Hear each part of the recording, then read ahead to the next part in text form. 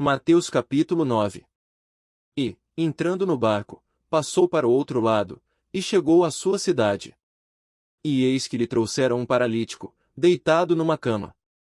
E Jesus, vendo a fé deles, disse ao paralítico: Filho, tem bom ânimo, perdoados te são os teus pecados. E eis que alguns dos escribas diziam entre si: Ele blasfema. Mas Jesus, conhecendo os seus pensamentos, disse: Por que pensais mal em vossos corações? Pois, qual é mais fácil?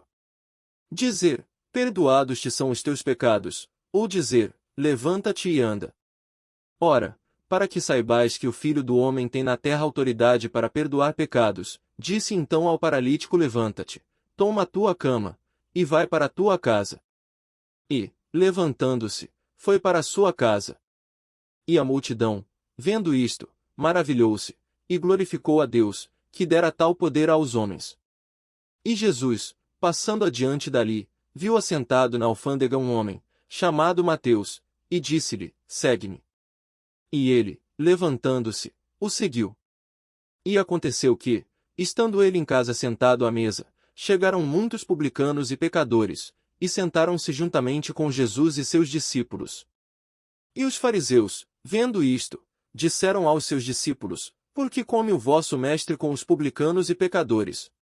Jesus, porém, ouvindo, disse-lhes: Não necessitam de médico os sãos, mas, sim, os doentes. Ide, porém, e aprendei o que significa: misericórdia quero, e não o sacrifício. Porque eu não vim a chamar os justos, mas os pecadores, ao arrependimento. Então, chegaram ao pé dele os discípulos de João, dizendo: Por que jejuamos nós e os fariseus muitas vezes, e os teus discípulos não jejuam? E disse-lhes Jesus: Podem porventura andar tristes os filhos das bodas, enquanto o esposo está com eles? Dias, porém, virão, em que lhes será tirado o esposo, e então jejuarão. Ninguém deita remendo de pano novo em roupa velha, porque semelhante remendo rompe a roupa, e faz-se maior a rotura. Nem se deita vinho novo em odres velhos, aliás rompem-se os odres, e entona-se o vinho, e os odres estragam-se, mas deita-se vinho novo em odres novos, e assim ambos se conservam. Dizendo-lhes ele estas coisas, eis que chegou um chefe, e o adorou, dizendo: Minha filha faleceu agora mesmo, mas vem, impõe-lhe a tua mão, e ela viverá. E Jesus, levantando-se, seguiu, ele e os seus discípulos.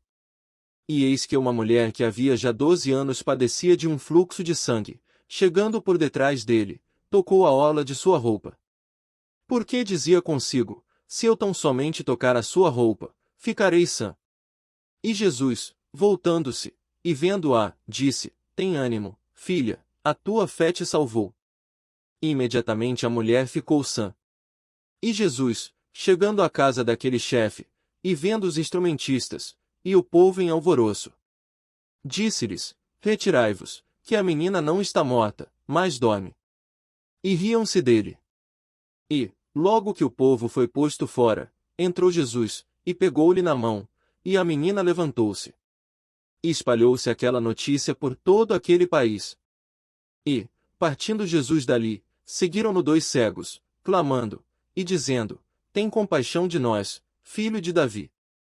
E, quando chegou à casa, os cegos se aproximaram dele, e Jesus disse-lhes: Credes vós que eu possa fazer isto? Disseram-lhe eles: Sim, Senhor. Tocou então os olhos deles, dizendo: Seja-vos feito segundo a vossa fé. E os olhos se lhes abriram. E Jesus ameaçou-os, dizendo: Olhai que ninguém o saiba. Mas, tendo eles saído, divulgaram a sua fama por toda aquela terra. E, havendo-se eles retirado, trouxeram-lhe um homem mudo e endemoninhado. E, expulso o demônio, falou o mudo, e a multidão se maravilhou, dizendo: Nunca tal se viu em Israel. Mas os fariseus diziam: Ele expulsa os demônios pelo príncipe dos demônios. E percorria Jesus todas as cidades e aldeias, ensinando nas sinagogas deles, e pregando o evangelho do reino, e curando todas as enfermidades e moléstias entre o povo. E, vendo as multidões, teve grande compaixão delas, porque andavam cansadas e desgarradas, como ovelhas que não têm pastor. Então, Disse aos seus discípulos: a seara é realmente grande, mas poucos os ceifeiros. Rogai, pois, ao Senhor da seara, que mande ceifeiros para a sua seara.